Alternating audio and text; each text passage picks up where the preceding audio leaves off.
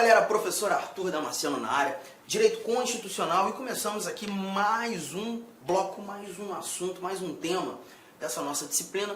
Nesse nosso bloco a gente começa a trabalhar os chamados princípios fundamentais. É o primeiro título da nossa Constituição, é um estudo tranquilo, e nós iremos andar pelo artigo 1º, do artigo 1º ao artigo 4º da nossa Constituição, sendo mais preciso. E aqui nós iremos encontrar os chamados valores estruturantes, né, e basilares de toda a nossa Constituição. Falaremos sobre os fundamentos da República Federativa do Brasil, falaremos sobre o famoso princípio da tripartição dos poderes, os objetivos fundamentais do nosso Estado soberano e os princípios que regem as relações internacionais do nosso Brasilzão, artigo 1º, 2º, 3º, 4º. E vamos lá, sem muitas delongas, vamos avançar aqui nosso primeiro slide, nossa primeira informação aqui apresentada. Temos o seguinte, olha aqui, ó. A República Federativa do Brasil, formada pela união indissolúvel dos estados e municípios e do Distrito Federal, constituem-se em Estado democrático de direito e tem como fundamentos. Desse nosso primeiro bate-papo, dessa nossa primeira análise, o primeiro valor que nós levantamos, nós já encontramos aqui algumas regrinhas muito interessantes sobre a nossa forma de Estado. O Brasil sendo uma federação, né? E quando a gente fala do Brasil sendo federação, nós estamos olhando para um país cuja a gestão não é única ou una. Nós não temos uma gestão singular, nós não temos apenas uma administração. Na realidade, nós temos um país composto de várias gestões, várias administrações. Temos uma gestão nacional, o nosso governo federal, gestões regionais, e aí nós encontramos os 26 estados mais o Distrito Federal, e também temos gestões localizadas, que tratam daqueles assuntos de interesse local, que são os nossos municípios. Hoje, 5.568 municípios no Brasil, muita coisa, né? E é justamente por isso que nós temos o Brasil como um estado composto. E em algumas provas você vai perceber que quando a gente tem essa recomendação de ser o Brasil em sua forma de estado, uma federação, em alguns momentos os examinadores costumam apontar a federação como estado composto. Mas o mais interessante é que esse nosso artigo 1º, que traduz a ideia do Brasil federação, ele traz para a gente que essa união de gestões existentes, União, Estados, Distrito Federal, municípios, essa conjugação ela é indissolúvel. E é importante lembrarmos que uma das maiores, se não a maior característica de um Estado federado é justamente essa indissolubilidade do pacto federativo. Enquanto vivermos sob a égide da Constituição de 88, enquanto nós vivermos como uma federação, essas unidades que compõem o nosso Estado composto, essas unidades federadas, elas estão inseridas num pacto de indissolubilidade. Ninguém se separa, ninguém se separa. E veremos, inclusive, no decorrer do nosso estudo, quando da pretensão de um Estado se separar, e é o que a gente costuma ter como direito de secessão, que não existe no nosso Estado federal, um dos institutos que busca proteger essa integridade nacional é a intervenção federal. A intervenção é um estudo que a gente ainda vai fazer a partir do nosso artigo 34 da Constituição. Nesse momento, é apenas lembrar que o Brasil como federação carrega com prisma, como um dos elementos determinantes ou característica essencial, a indissolubilidade do pacto federativo. É o que temos aqui. Constitui-se em Estado democrático de direito, ou seja, nós temos o poder do povo instituído em leis, tá? E temos como fundamentos esses 4 incisos que aqui estão sendo apresentados para nós. A soberania, a cidadania, a dignidade da pessoa humana, os valores sociais do trabalho e da livre iniciativa e o pluralismo político. Então, um bate-papo rápido aqui, né? Quando a gente fala de soberania, esse primeiro fundamento da República Federativa do Brasil, eu costumo dizer que esses fundamentos são pilares sustentadores do nosso Estado maior. Aqui a gente está falando de uma soberania nacional, tá? Como regra geral e majoritariamente entendida, a soberania nacional, a soberania que está nas mãos do Estado Maior.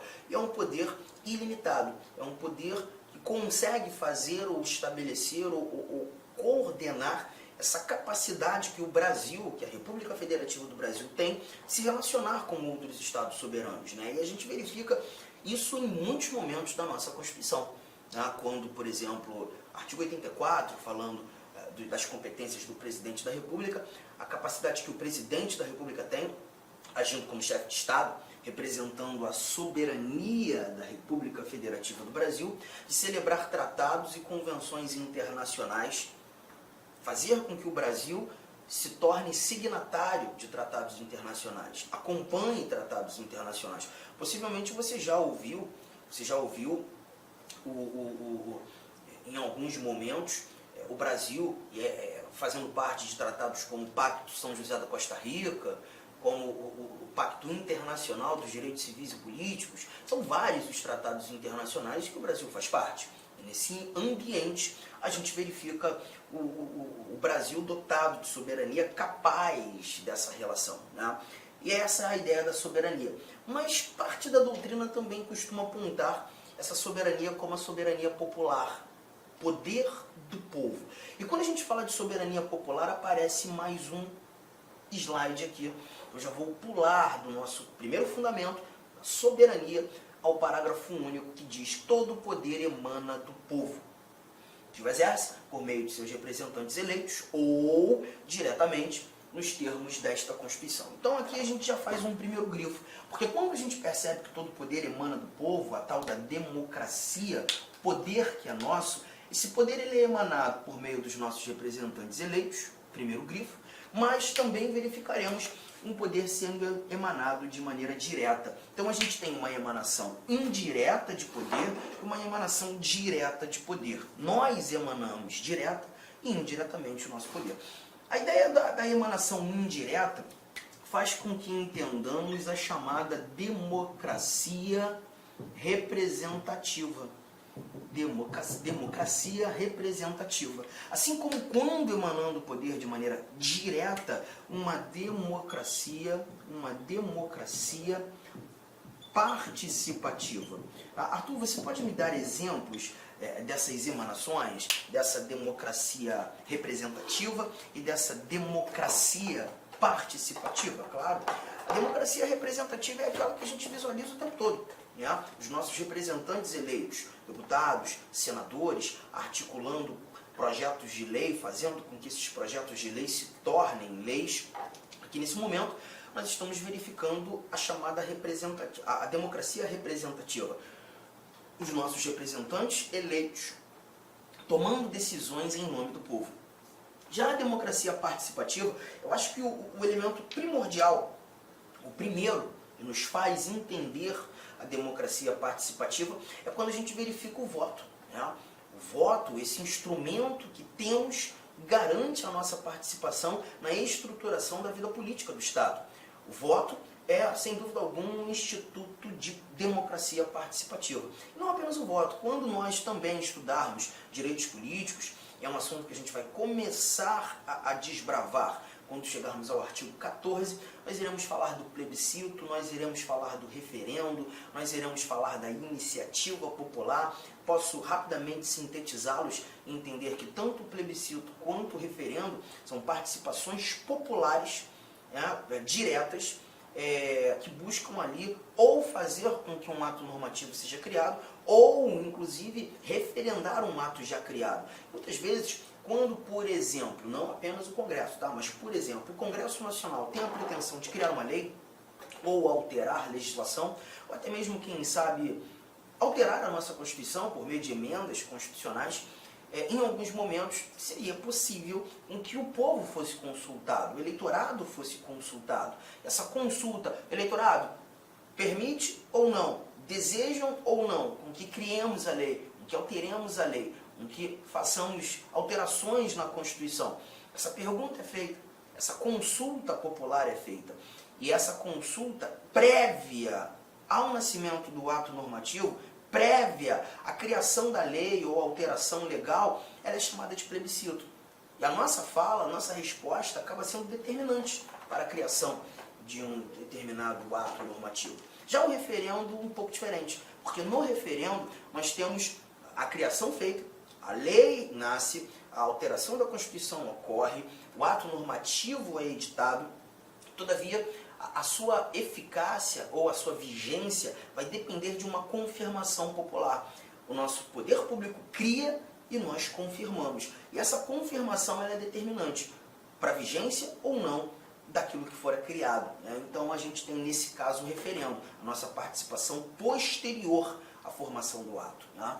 E a iniciativa popular, que também veremos, e isso a gente vai anotar com muito mais cautela quando começarmos a estudar direitos políticos. Como disse, a iniciativa popular nada mais é do que a nossa capacidade de criar projetos de lei.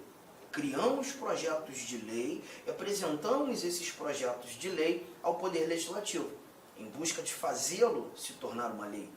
E aí a gente está falando da iniciativa popular, emanação direta de poder. Mas quando a gente visualize o que é mais importante aqui, já que estamos tratando de princípios fundamentais, que é um tópico bem abrangente, bem amplo, né? A gente não especifica ainda as informações, quando da conjugação dessas duas facetas da democracia, a democracia representativa, a democracia participativa, chegamos a classificação de uma democracia semi-direta.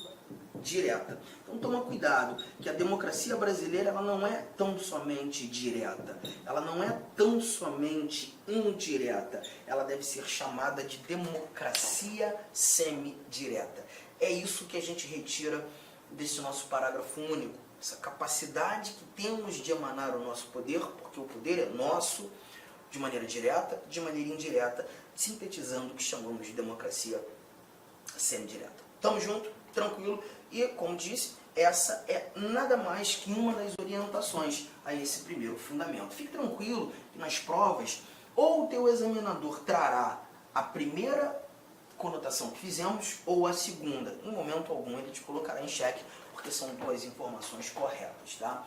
Cidadania. Cidadania se confunde também com o que a gente chama de nacionalidade, e é importante você dominar essas diferenças, né? Porque quando a gente fala de nacionalidade, não está aqui, a nacionalidade é justamente o vínculo jurídico-político que liga você ao Estado soberano.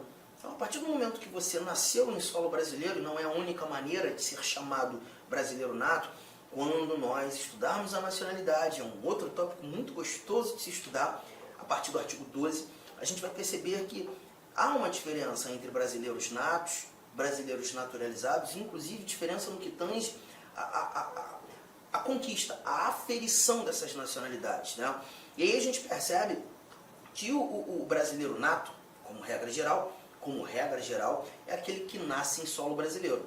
Existem outros caminhos, eu posso nascer fora do Brasil e também ser chamado de brasileiro. E a partir do nascimento em solo, que é o exemplo que eu separei, você conquista esse vínculo de nacionalidade. Tá? Então a nacionalidade nada mais é do que esse vínculo que liga você ao Brasil, que liga o indivíduo ao Estado soberano, obviamente atendendo critérios. Mas eu não posso dizer que todo brasileiro, todo nacional, todo indivíduo que carrega a nacionalidade brasileira já é de imediato cidadão. E isso muitas vezes a própria mídia nos atrapalha, né? Televisão, rádio, jornal, quando a gente encontra aquela informação que um determinado indivíduo tem dupla nacionalidade. Gente, muito cuidado. Provavelmente não foi isso que aquele indivíduo, aquele repórter quis dizer. Ele quis dizer que o indivíduo tem dupla nacionalidade. Ele tem a nacionalidade brasileira e a nacionalidade mexicana. Ele tem a nacionalidade brasileira e a nacionalidade argentina. Ele tem a nacionalidade brasileira e a nacionalidade italiana. Mas a cidadania, ela se difere da nacionalidade, porque aqui a gente está falando apenas do gozo dos direitos políticos. Gozo dos direitos políticos. Nada mais que isso. Então, quando a gente fala de cidadania, a gente está tratando daquele indivíduo que titularizou direitos políticos. Em outras palavras, a gente está levando em consideração apenas o poder votar e, por consequência, ser votado. Tá? Essa é a cidadania, a capacidade que eu tenho de participar da estruturação da vida política do meu Estado.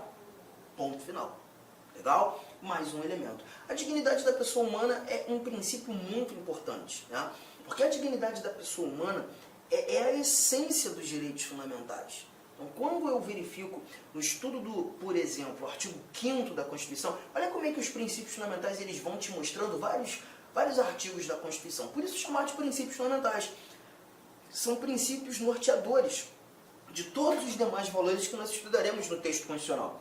Então, quando a gente fala, olhando para o artigo 5º, onde nós encontramos os direitos e deveres individuais e coletivos, a liberdade de locomoção que temos, a liberdade de credo religioso que temos, a liberdade de expressão que temos, direito de reunião, direito de associação, direito de propriedade, direito de herança, dentre vários outros direitos, todos esses direitos têm como essência a dignidade da pessoa humana.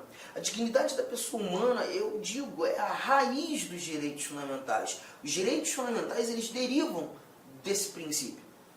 Então, quando a gente verifica um assunto, direitos fundamentais, um assunto de absoluta importância, mas gigantesca importância, nós temos a dignidade da pessoa humana como um elemento primordial, o elemento base, o elemento prisma, o elemento alicerce, e por isso tido como um fundamento da República Federativa do Brasil. Os valores sociais do trabalho e da livre iniciativa. Aqui é interessante, porque perceba, nós temos regras. Olá, meus amigos! Inicialmente eu peço licença a vocês, pois essa aula é uma aula demonstrativa aqui do nosso querido site LAC Concursos, que nós fizemos um curso focado específico da Guarda Civil Municipal de Sorocaba. Curso este completo, ponto a ponto do edital, super atualizado.